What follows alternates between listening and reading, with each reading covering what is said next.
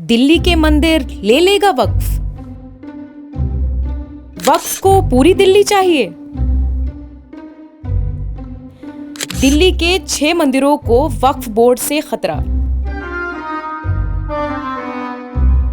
ये उन सभी वीडियो के टाइटल थे जो आपको जी न्यूज़ वक्फ बोर्ड ऐसा सर्च करने पर मिलेंगे। वक्फ बोर्ड के नाम पर लोकसभा चुनाव के संपन्न होते ही एक अलग किस्म की राजनीति ने जन्म लिया है। इस राजनीति में ना तो एनडीए गठबंधन के साथ ही साथ है और ना विपक्ष। इसके बावजूद एक सिरे से लगातार कुछ लोग वक्फ बोर्ड का नाम इस्तेमाल कर गलत खबरें फैला रहे हैं। इस बार डॉग विसल में हवा फूकी जी न्यूज़ ने, जब उन्होंने दिल्ली के 6 मंदिरों को वक्फ बोर्ड हड़पने के इरादे में है ऐसी एक खबर चलाई।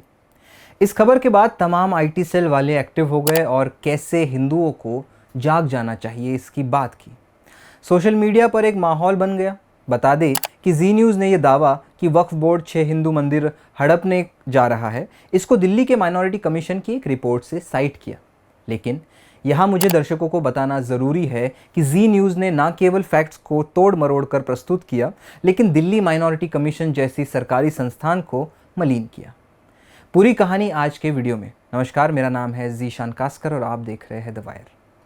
6 मंदिरों की इस खबर को फैक्ट चेक करने हमें वक्त में पीछे जाना पड़ेगा। कहानी की शुरुआत होती है 2019 में, जब ताज़ा सांसद बने परवेश वर्मा अपने कार्यकाल की शुरुआत में ही दिल्ली में मौजूद कथित 51 गैर कानूनी मस्जिदों की एक लिस्ट एलजी साहब को सबमिट करते हैं। ये बात है 11 जुलाई 2019 की, जब पूर्व सांसद परवेश वर्मा ने दिल्ली की कुछ मस्जिदों पर एक्शन लेने की बात की थी। इन आरोपों के बाद दिल्ली माइनॉरिटी कमीशन ने फैसला किया कि वो परवेश वर्मा के आरोपों का संज्ञान लेंगे और उन सभी 51 मस्जिदों की एक फैक्ट फाइंडिंग रिपोर्ट बनाएंगे। रिपोर्ट में पाया गया कि वर्मा द्वारा मस्जिदों और कब्रिस्तानों के सरकारी ज़मीन पर अवैध निर्माण के दावे झूठे थे। कमीशन की टीम ने सभी स्थानों का दौरा कर जांच की और कहा कि वर्मा के झूठे दावे, अफवाह फैलाने और एक समुदाय को निशाना बनाने के लिए कानूनी कार्रवाई की जानी चाहिए, क्योंकि इससे दिल्ली में सांप्रदायिक तनाव पैदा हो सकता है। अब जी न्यूज़ ने ये रिपोर्ट 5 साल बाद खंगाली और वो भी प्रस्तुत कर दी बिल्कुल उल्टे तरीके से। दिल्ली माइनॉरिटी कमीशन की रिपोर्ट ने सर्वे की हुई 51 मस्जिदों में कुछ मस्जिदें ऐसी थी जहां हिंदू धर्म से जुड़े मंदिर मौजूद हैं। इसमें से एक मस्जिद यानी रघुवीर नगर की अहले इस्लाम जामा मस्जिद के बारे में जानकारी में लिखा था कि मस्जिद 1973 में बनी और इसे बनाने में आरएसएस जनसंघ के तत्कालीन नेता ओपी बब्बर ने मदद की थी।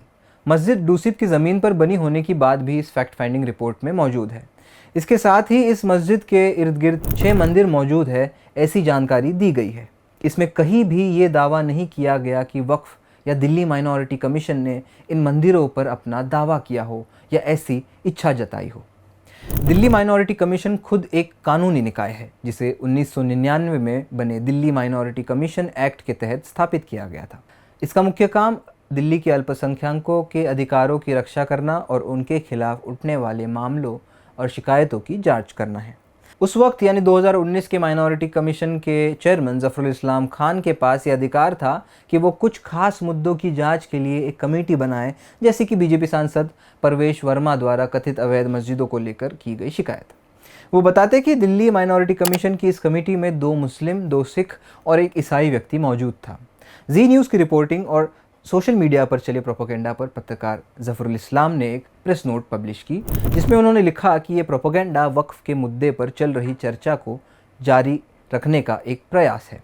इस अभियान में झूठा दावा किया जा रहा है कि दिल्ली माइनॉरिटी कमीशन ने सुझाव दिया है और दिल्ली वक्फ बोर्ड ने मंदिरों की भूमि की मांग की है, जबकि सच ये है कि न तो दिल्ली माइनॉरिटी कमीशन और ना ही दिल्ली वक्फ बोर्ड ने कभी ये सुझाव दिया या मांग की कि वक्फ भूमि पर बने मंदिरों को ध्वस्त किया जाए या उनकी भूमि दिल्ली वक्फ बोर्ड को लौटा दी जाए।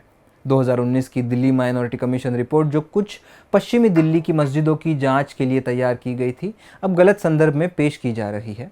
रिपोर्ट में कहा गया था कि जिन मस्जिदों को अवैध बताया गया था, उनमें से कोई भी अवैध नहीं था, बल्कि कुछ सदियों पुरानी थी और प्राचीन स्मारकों के रूप में संरक्षित की गई थी।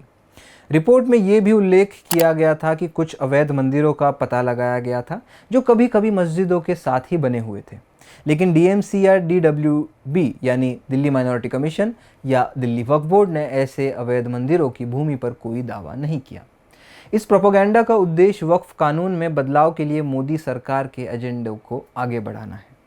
ज़फ़रुल इस्लाम के इस प्रेस नोट के बाद बात लगभग साफ हो गई है कि जी न्यूज़ की खबर वाकई में फेक है और दिल्ली वक्फ बोर्ड ने कभी दिल्ली के 6 मंदिरों पर दावा नहीं किया था। अब सवाल है कि वक्फ कानून में संशोधन के बिल को जब से जेपीसी भेजा गया तब से इसको लेकर केवल नेगेटिव राजनीति करने का प्रयास किया जा रहा है।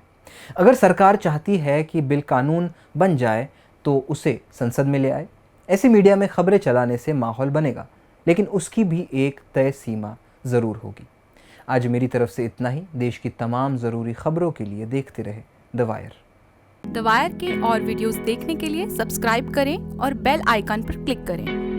स्वतंत्र पत्रकारिता की आर्थिक मदद करने के लिए डिस्क्रिप्शन में दिए गए लिंक पर जाएं और अपनी राशि चुनें।